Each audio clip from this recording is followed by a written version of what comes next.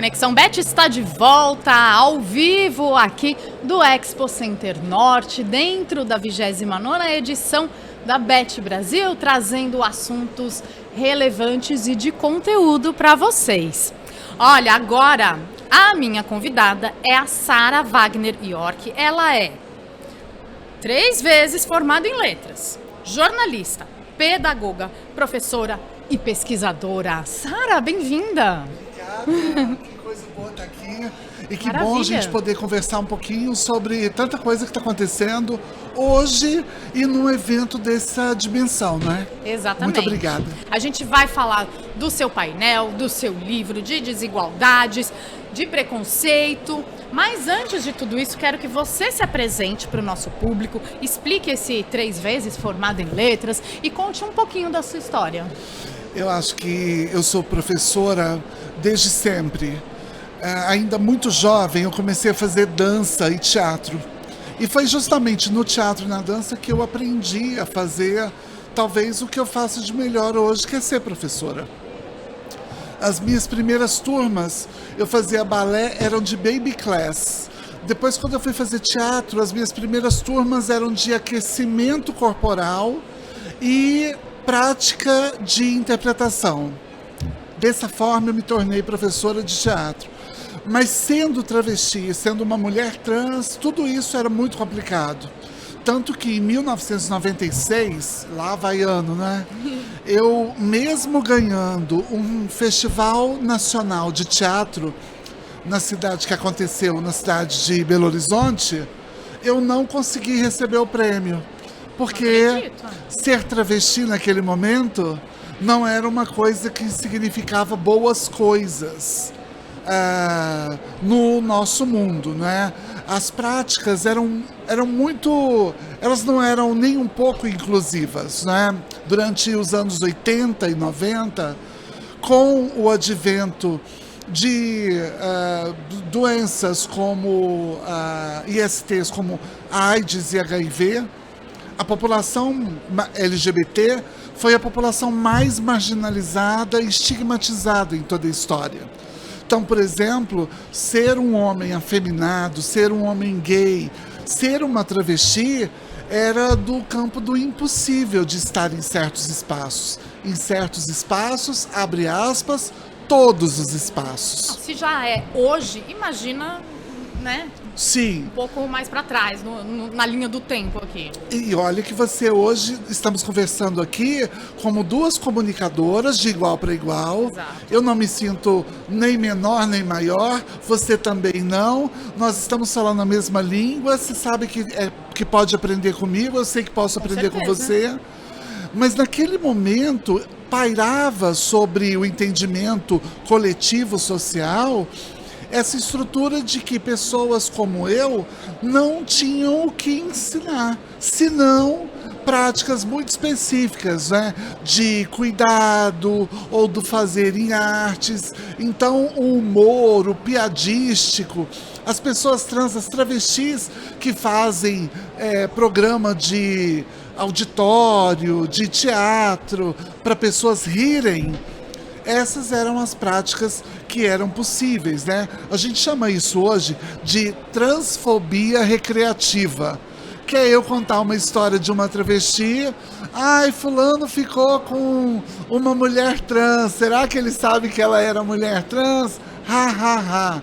Isso era uma piada do cotidiano, dos carnavais até de algumas cidades hoje em dia, que as pessoas não percebiam como práticas violentas. E ter que alfabetizar essa população, ter que explicar para uma população de um país de dimensões continentais como o Brasil, que esse tipo de prática coaduna para que pessoas como eu morram, talvez seja mais complicado. Dizer, olha, por trás da sua piada, dizendo que uma mulher feia não merece ser violentada, por trás dessa piada existe um problema de dimensões né? Gigantescas. Icebergicas, né? Vamos falar assim. As pessoas ainda não tinham essa noção nos anos 80, nos anos 90. A gente começa a adquirir muito desse letramento a partir do movimento negro unificado, do movimento de mulheres negras e, sobretudo, do movimento articulado de travestis no Brasil. A primeira mulher a ser a rainha de bateria, por exemplo, de escola de samba.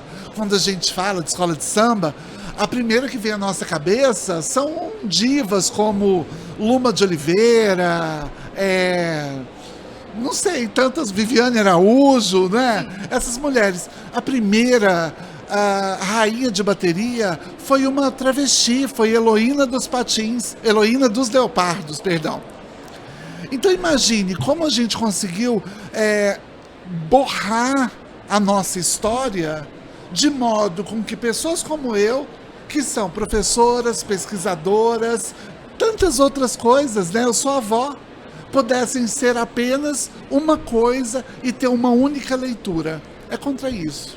Sara, você acredita que toda a sua história e todo esse preconceito que você passou no decorrer dos anos contribuiu de alguma forma para que você se formasse 3 vezes em letras, em línguas diferentes, se formasse jornalista, pedagoga? Isso, de alguma forma, você transformou aquilo que poderia te jogar lá para baixo com uma força maior para falar, não, peraí que o meu lugar é muito maior do que esse? Eu acho que essa é uma leitura boa, é uma boa leitura que você faz. Mas a gente pode fazer uma outra leitura, a gente pode pensar assim, o que você gostava de fazer quando você era criança? Qual que era o seu brinquedo favorito? Quando eu era criança, eu gostava de cortar papel, de colar papel, de fazer pequenas maquetes. Então me lembro de usar seringa de injeção para poder fazer elevadores, para poder fazer uma série de estruturas articuladas que recriavam prédios, edifícios. Então, se eu não tivesse passado por tantos problemas relacionados às práticas do preconceito e da transfobia e da discriminação, muito provavelmente você não estaria falando com uma pessoa que tem 3 cursos de letras, né, jornalismo e pedagogia. Muito provavelmente você estaria falando com uma pessoa que desenvolveu uma nave para ir para outro planeta. Muito provavelmente você estivesse falando com alguém que podia estar desenvolvendo a cura para uma doença incurável. Sim.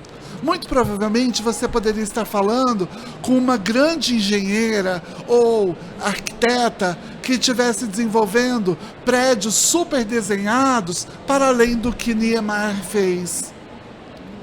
Mas uma não. Outra leitura muito interessante, nunca tinha pensado por esse lado.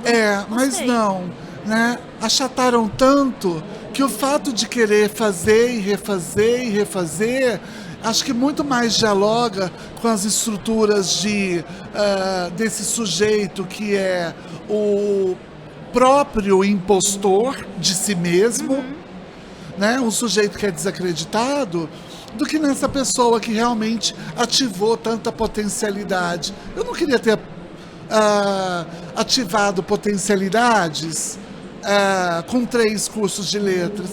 Queria ter feito letras, depois ter feito mestrado, doutorado em letras, talvez ser professora em letras. Não ter feito uma coisa, depois outra, e continuar nessa eterna busca de tantos achados dentro de uma sala de aula que talvez tenha sido negada para tantas pessoas. Eu acho que é sobre isso. Quantos alunos pretos com deficiência? Eu sou uma mulher cega do olho esquerdo e com baixa visão do olho direito. Quantas mulheres deficientes, com deficiência, pessoas pretas e periféricas, e que poderiam ter desenvolvido a cura para o câncer, estão sendo retirados da escola agora, porque eles não são compreendidos dentro da lógica de aprendizado deles. Ou porque falam demais, ou porque estão calados demais, ou porque só querem estudar matemática e ignoram redação, ou porque só escrevem e não querem falar. A escola é sobre isso. Esse encontro é sobre isso. Nossa, a gente tem aqui material pra falar, nossa, fazer um especial com a Sara Conexão Bet aqui, gente, fica a dica. A sua primeira vez na Bet Brasil? Terceira, quarta, eu acho. Quarta? É terceira ou quarta. Passou da primeira, o bichinho pica e dá vontade de voltar sempre, não é? Sim.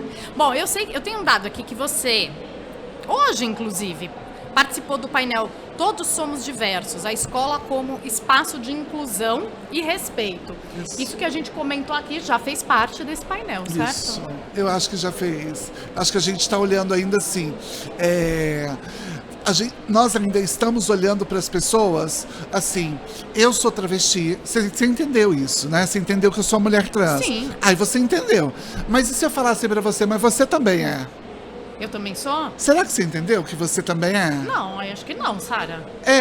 Então, quando a gente fala, por exemplo, de essa estrutura mulher, né, cisgênera, heterossexual, toda straight, né, reta, a gente está falando de uma pessoa que tem dons naturais para poder ser certas coisas. É como se eu tivesse saído da norma. Tá. Mas você não saiu da norma, ok? Quando, na verdade, tudo que eu utilizo para poder, inclusive, me adequar dentro da feminilidade, você também usa. São coisas que foram pensadas por alguém para que nós nos sentíssemos parte de um feminino idealizado. Mas que feminino é esse? Ou a gente acha... Você tá dando um nó na minha cabeça, Sara. A gente tá...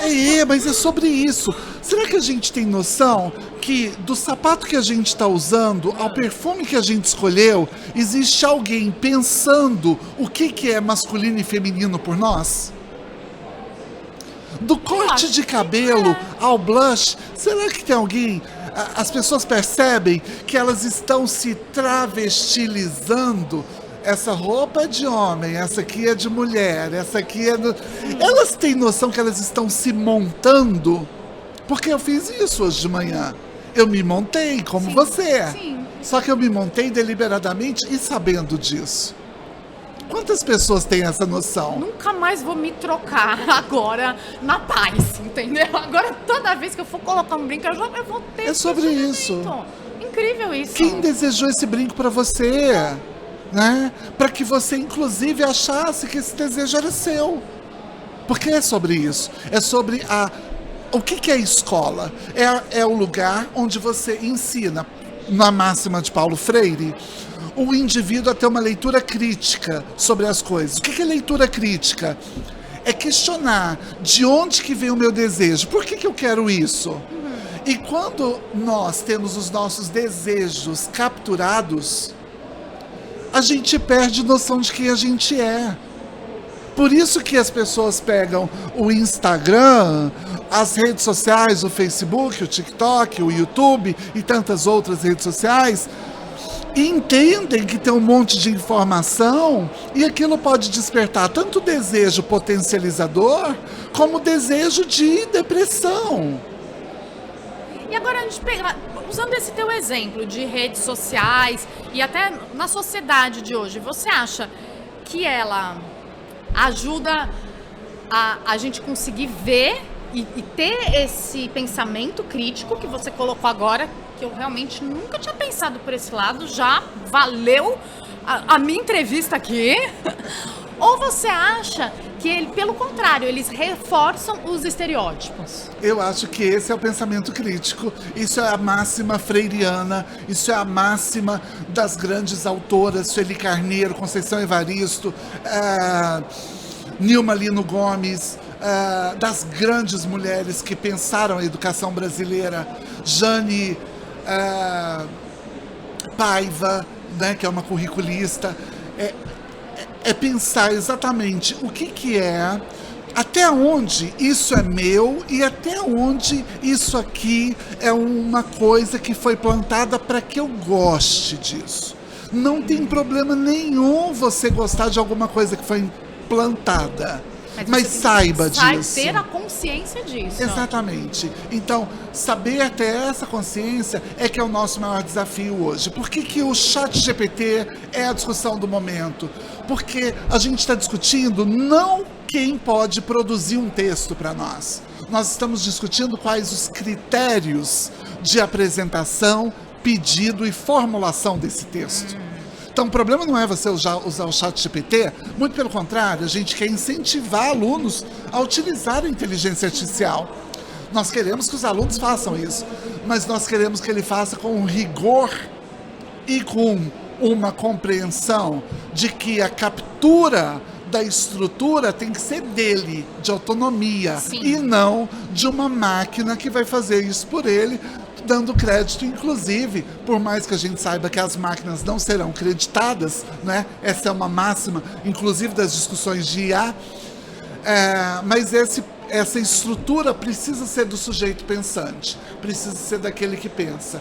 Então eu quero uma estrutura de texto. Mas o que eu quero nessa estrutura? Eu quero falar da Beth. E aí eu crio um roteiro para a Beth Brasil, como você criou o seu roteiro. Eu podia ter pedido o mesmo roteiro para uma inteligência artificial. E ela certamente me daria. Mas ela não estaria tão alinhada às discussões de potencialização que o seu ouvido, que a sua escuta de comunicadora nos desperta. Essa é a diferença. Por isso você é tão melhor que essa máquina, né? Maravilha. E olha, eu acredito assim, existem muitas formas da gente despertar esse senso crítico. A escola, obviamente, é uma delas. A leitura, tão pouco lida ultimamente, né? Os livros maravilhosos, mas ainda temos um baixo índice de leitores no Brasil, mas os livros também são uma grande fonte disso, e eu quero que você aproveite para falar do seu livro que está aqui, que inclusive eu sei que você estava lançando o livro aqui na Beth agora há pouco. Sim. Então, esse é mais um livro, Mostra para a câmera aqui, ó, pra gente ver. De tantos que nós já fizemos. Nesse livro, eu, professor Sérgio Batista e o professor Leonardo Nolasco, nós fizemos um compilado de textos na diretriz da interseccionalidade. O que é interseccionalidade? É pensar esse corpo que nós temos atravessados por questões que nem sempre são tão fáceis. Por exemplo, algum aluno seu já te perguntou se você é operada? Não. Eu sou uma professora trans. E geralmente meus alunos perguntam: professora, você é operada? Gente, mas o que isso vai mudar na vida dele? Se isso vai mudar ou não vai mudar é uma discussão que está dentro da sala de aula. Como a gente vai lidar com isso é uma grande questão. Os seus alunos, por exemplo, eles são alunos que têm desejo, eu imagino. Eles têm afeto, eles gostam de pessoas. Na sua escola, vocês ensinam sobre prática de prazer e desejo? Não vejo isso Aonde acontecer. que seus alunos estão aprendendo sobre relações sexuais? Eu espero que com a família, pelo menos. Você acha Mas mesmo eu acho que que essa família está fazendo isso? Mas eu acredito que vai ser na internet. Muito bem. Então, quando você ignora ou quando a gente chega à conclusão de que os nossos alunos estão sendo alfabetizados sexualmente, afetivamente e amorosamente por vídeos na internet, pornográficos ou não, a gente começa a entender que a gente precisa levar certas discussões para dentro da escola. O que é a comunicação, não é? Comunicação é uma palavra que significa de comunicação, é tudo que se faz junto. Tá. Então, conexão é aquilo que tem nexo, mas como faz junto, conecta. Bom. Né? Compreender é isso, é entender com. Então, tudo que vai com a gente faz junto. Uma aula de etimologia de palavras Muito aqui. bem. Ação é aquilo que está em devir, é aquilo que está sendo feito. E qual que é o radical do verbo comunicar? Não. Não. Munir. Como? Co é prefixo. Ah, tá. Ação ou o nicar, ou o car, é sufixo. O radical é munir. Ou seja, quem comunica está munido de alguma coisa. O que você está comunicando? O que você quer comunicar? O que você tem se alimentado, ou de que você tem se alimentado, para poder ter uma comunicação eficiente? É sobre isso. Perguntas que a gente queria fazer, mas como professoras e professores, a gente ficava meio com medo de perguntar. E aí esse livro fala sobre isso. Não só sobre as práticas diversas de gênero e sexualidade, mas práticas para uma educação, para a educação do ensino fundamental, onde a gente possa falar mais do que isso que a gente acha que está acontecendo. Porque eu acho que o aluno está sendo formado de alguma forma. Sim. Mas nesse momento de internet, de inteligência artificial, de tanto acesso, achar não basta. A gente precisa ter certeza de como e onde nós estamos munindo pessoas para isso. Então, a comunicação é a grande chave. Isso que você está fazendo talvez seja a grande chave, né? Ter um programa como esse, dentro de um evento como esse, talvez perpetue os nossos dilemas desse tempo para outras gerações. A gente espera que eles olhem para a gente e pensem, nossa, que povo cafona. Eles falavam de gênero e sexualidade. Eles ainda qualificavam pessoas pela cor de suas peles. A gente quer que isso seja antigo. Sim. Até lá. Vamos lutar. Olha, você que está nos assistindo, aproveite esse papo maravilhoso, essa convidada super especial aqui, que tá dando um nó nos meus neurônios, eu acho que nos seus também, para você poder mandar perguntas, comentários aqui no chat. O chat está aberto, então aproveite. Sara, quem não estiver aqui na Bet e não adquiriu o seu livro, tá em livraria, tá? Para vender em site e tudo, né? Ele tá na Queer Livros, Tá. Que é editora queer, Devir Editora. É só colocar o nome, dar uma busca na internet e você vai encontrar esses e muito mais. É isso aí. @SaraWagnerYork nas redes, também você vai encontrar um monte de coisa. SaraWagnerYork.com também vai ter muita coisa. O que a gente quer hoje, eu acho que é exatamente isso que você está fazendo. Convidar as pessoas para poder questionarem suas certezas, né? Olha, eu ia te perguntar onde a gente está, para onde a gente vai chegar, onde você quer chegar, mas você já colocou isso de uma forma muito inteligente, muito bonita, assim, da gente olhar para trás e falar, nossa, que cafona que a gente era, né? Será que vai demorar muito para isso acontecer? O que você sente? Então, nós temos dados, né? Nós temos vários dados. Quando Baby do Brasil interpela Ivete Sangalo no meio do carnaval e diz, o apocalipse está chegando, né? Não é uma ideia comum, nem uma ideia qualquer. Ela está falando de um dado que muito dialoga com o que a gente tem de pesquisas que mostram que o Brasil, nos próximos 10 anos, na sua grande maioria, muito provavelmente será um país de pessoas evangélicas. Então, esse é um dos primeiros pontos. Seremos, na maioria, pessoas evangélicas, muito mais próximas de uma frente pentecostal do que de uma frente católica. Esse é um dado.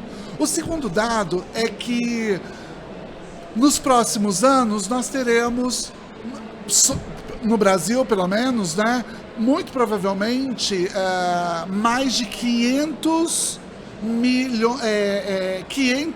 milhões de milionários. Uau! Porque com a internet, no mundo inteiro, muitas pessoas que conseguem fazer esse diálogo terão acesso a várias coisas. Entretanto, nós também rumamos para o primeiro trilionário da história. E isso também é preocupante num país, num mundo que cada vez mais tem os seus dados, tem a sua matéria-prima cada vez mais destruída pelo próprio ser humano. O que a gente está falando, então, na verdade? Nós estamos falando, ou a gente vai começar a utilizar essas informações com responsabilidade, e isso é feito na escola, com a diferença, ou nós não iremos a lugar nenhum, porque não terá material para todo mundo. E isso significa lidar com a diferença. Para lidar com a diferença, eu vou precisar que o seu filho de 5 anos, ou você quando tinha 5, ou eu de 4, 5 anos, dialogue na mesma velocidade que a minha avó, sua avó de 80. Tenta imaginar uma conversa de uma criança de 7, 8 anos com uma pessoa de 80 anos. Um dos dois vai ter que se adequar à realidade do outro. O que é mais fácil? Eu fazer uma criança desacelerar ou eu fazer um velhinho de 80 anos correr? Ai, nossa, nos dias de hoje não sei te responder, sinceramente. É sobre isso. Se a gente não entrar num consenso e fazer esse tempo ganhar menos velocidade, nós perderemos a nossa própria vida, porque seremos comidas pelo tempo. Sara, eu não queria, mas eu vou precisar finalizar a nossa entrevista. Fica a dica aí, Conexão Bet. Convidem Sara mais vezes, porque tem muito conteúdo aqui, muita coisa pra gente discutir. Eu queria que você finalizasse com uma mensagem pro nosso público. Eu vou te dar uma mensagem para o nosso público. Eu acho que, para ficar gravado, não desista do pior aluno que você tem. Não desista. Tente olhar para o seu melhor aluno. Ele vai ser um grande engenheiro, uma grande professora, um grande médico. Isso é fato, porque ele é o seu melhor aluno. Mas o seu pior aluno, ele pode ser a sua maior descoberta. E é por conta desses alunos que são as nossas maiores descobertas que talvez a gente ainda acorde pela manhã e lute tanto. Porque os grandes homens, as grandes mulheres, os grandes líderes da história, eles não foram os primeiros alunos. Eles foram alunos medianos na maioria das suas coisas. E foram pessoas que se tornaram imensas, porque elas não sabiam o quão grande elas eram. Que lindo. Obrigada. Você, olha, é um ser iluminado. Você sabe disso, né? Não, você acabou de me contar. Você é um ser iluminado. Muito obrigada. Estou muito feliz de ter te conhecido hoje nesse encontro aqui. Obrigada. Obrigada mesmo. Olha, a Conexão Bet continua. A gente vai agora acompanhar o que está acontecendo aqui na Bet Brasil, um giro, e logo mais eu volto com outro convidado. Tá bom? Até já.